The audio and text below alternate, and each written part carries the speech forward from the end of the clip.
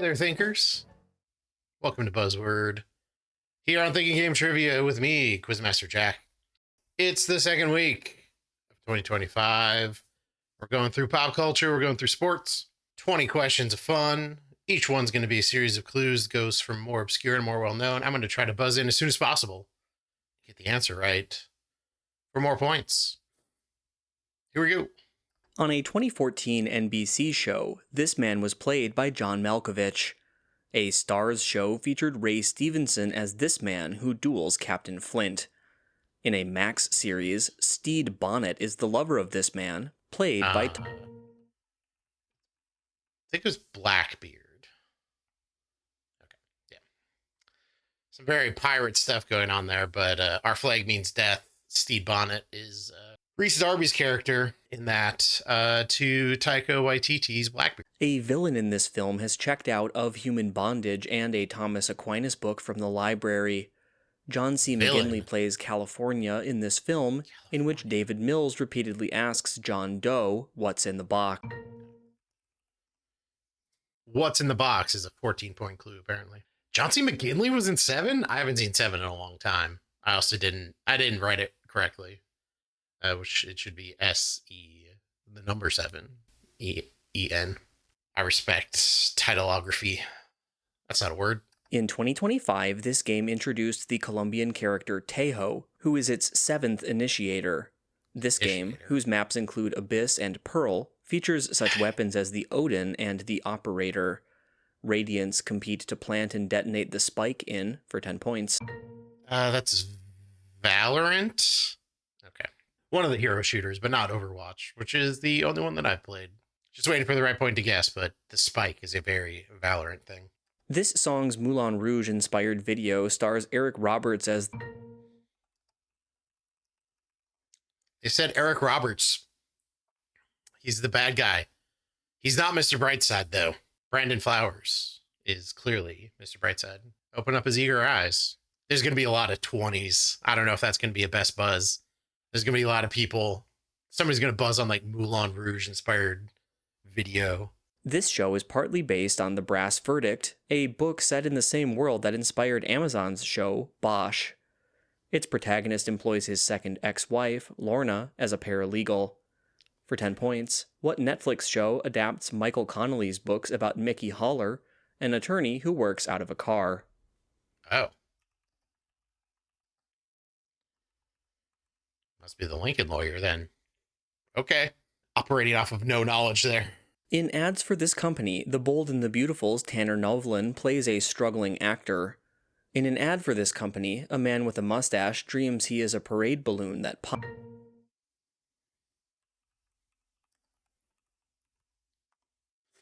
Yeah, that's Liberty Mutual. So the struggling actor must be the one who was going to replace Doug, because it's Emu, and Doug. And they've mashed the universes together because the baby that says Liberty has a recent commercial with that guy. There's the Boardwalk commercials for Liberty, and then the Emu. Insurance commercials are so weird. There's so many insurance commercials because they have to, because they're all the same. Like, there's no difference in companies, so they have to advertise. Progressive has 18 different campaigns. Geico has 18 different campaigns. Liberty Mutual's getting multiple campaigns. It's so dumb. In this film, Bill O'Brien hires the former bootlegger Joe for a job in Las Piedras. This film, which inspired William Friedkin's Sorcerer, involves stopping a fire at an oil field. For 10 points, what 1953 French thriller concerns men driving trucks carrying nitroglycerin over dangerous roads? Huh. What is this? That sounds so familiar.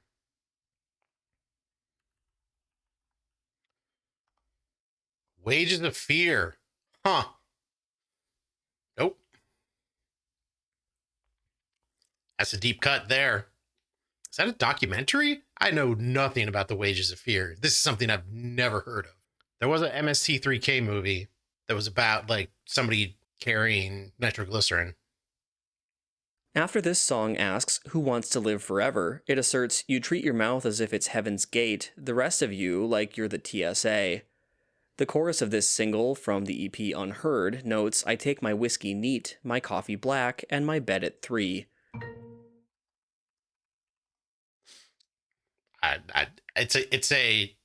It's Hosier's next song. I honestly only know that because I got a question in COQL wrong about it. Picking up knowledge from playing trivia. That's how you do it. One of these animals allows itself to be stabbed by Lottie in the first season finale of Yellow Jackets. A man nicknamed for one of these animals sends his employee Marcus to Copenhagen to study pastry. For 10 points on a Hulu show. Wait, the bear?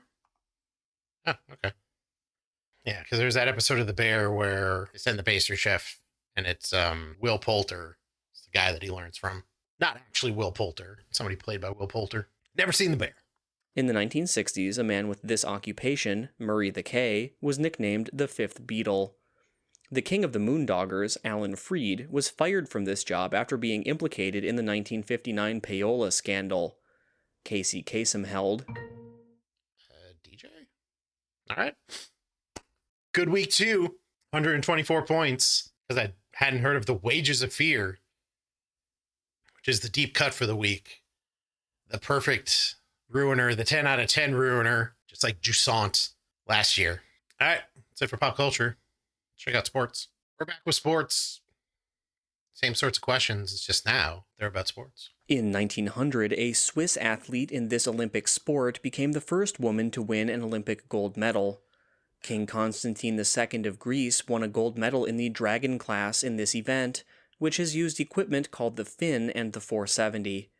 For 10 points, what Olympic sport involves vehicles with masts? It's sailing. Yeah, most of the gold medals that royalty has won has been in sailing. I was wondering if they were going to want a more specific discipline. In January 2000, this team was blown out by the Titans in the AFC Championship game after having lost 2 regular season games to Tennessee. 3 years earlier, it lost the AFC Championship game to New England in its second year of existence. For 10 points... Is that the Jaguars? Yeah, it must be. They played in the AFC South. Tony Baselli, famous Jaguar. A player from this team competed against Stephen Curry in a 3-point contest at the 2024 NBA All-Star Game. A phantom foul helped this team led by Sabrina Ionescu beat the Minnesota Lynx to win its first title. The 2024 WNBA Finals was won by, for 10 points, who won what last team year? That plays in Brooklyn? It's the Liberty?